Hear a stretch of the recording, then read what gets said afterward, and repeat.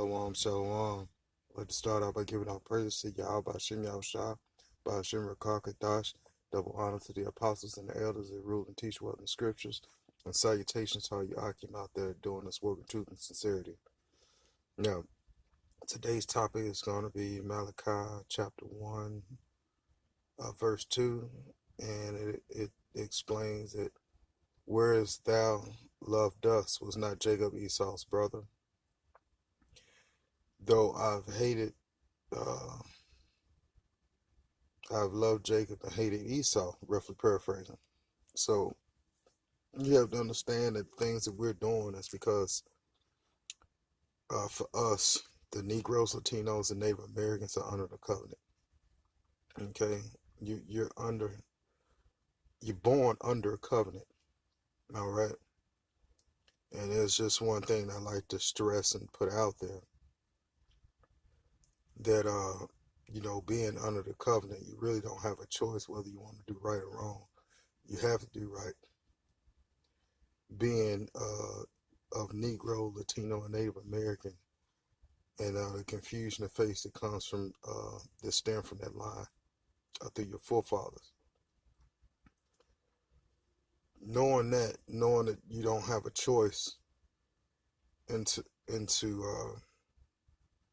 keeping the law, statutes, and commandments. Other nations, they have a choice whether they want to serve the Most High or not. Okay, you don't have a choice whether you want to serve the Most High or not. Just do it. Okay. So being under that contract, there's certain aspects of that contract that have to be fulfilled. Man, if you're not fulfilling your end of the bargain, then there's consequences to that. And so, one might ask, they might have a question, why is our people getting fucked up in the streets? Well, guess what? You're under the covenant. You're under the Lord's contract. And being under that contract, there can be harsh penalties associated with that contract. Okay? Esau's not under the covenant. I mean, though he took the book into his mouth, ultimately he's not under the covenant.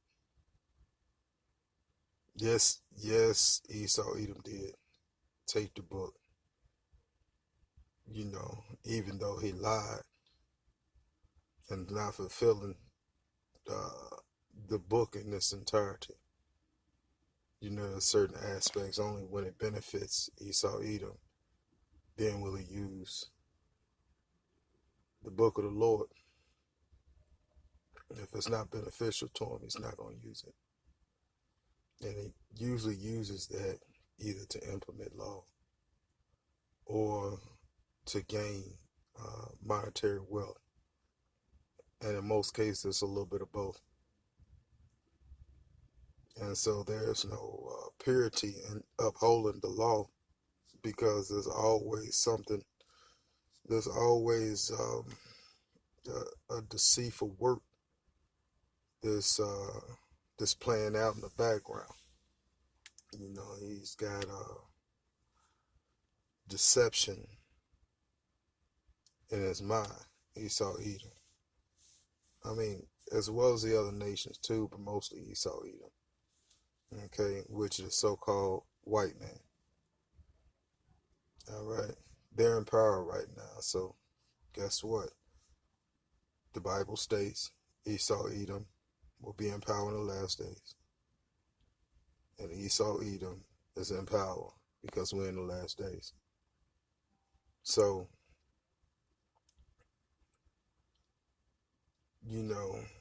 we're getting jacked up, but it won't be for too long. Okay, the Lord now is looking at his people. Okay, then differently than what he used to look at it, how he used to look at his people. So he's actually turning back to his people.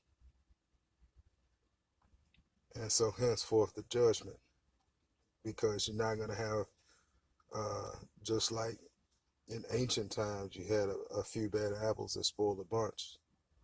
Well, this time, those bad apples are going to be separated. He's going to destroy the bunch of bad apples. Okay, so, this is just something that that can be done. That will be done. And the Lord's implementing judgment all over the world. And so don't get it twisted that the Most High still loves his people. Okay, he still is going to fight for his people. He's not going to,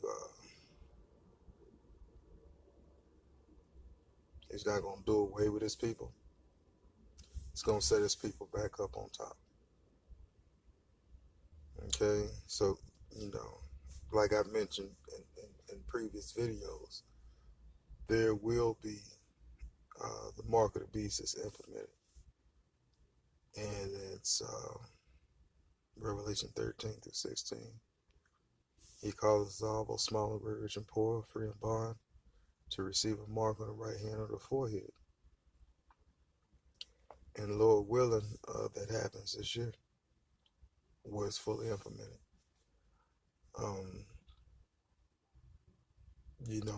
The devil, he saw worse in subtlety. He's subtle. He's not straightforward. He's not in your face. Okay? Everything's subtle about this man. He's very crafty, cunning, and he's going to market this thing a certain way. He's going to use the celebrities to do so that everybody can get on board. And then when he's got enough people on board, or when it's not working for him, then he's going to make it mandatory. Okay? So that's what that is. And he's being very diligent in bringing out this mark of the beast. So the elect will be saved out of that madness. Lord willing, I'm part of that number. But the elect definitely will be saved out of this. We give our faith and our hope. What little strength that we have to Yahbashim Yahushua. Because right now we're in hell. Okay?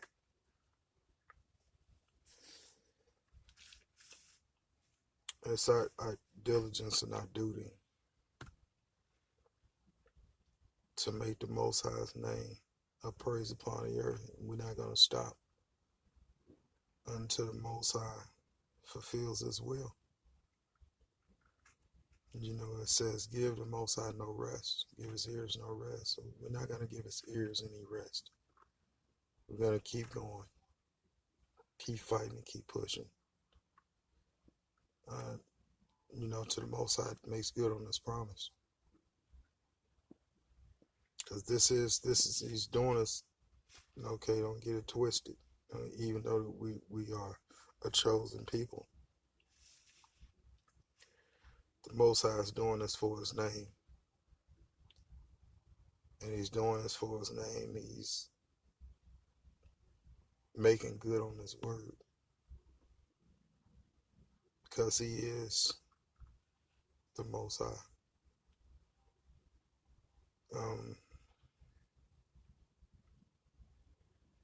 And Yahushua he been wanting to come down here and set everything back in order, but everything has to play out in its course the way the Most High set it out to be. Okay, this is Yahushua's will. He wants to come out. He wants to come out here now, and he doesn't even know the day nor the hour. when the Most High is going to send him back to redeem his people. And with that, I'd like to give all praise to Yahweh Hashem Yahweh Shai, Abba, and Shalom.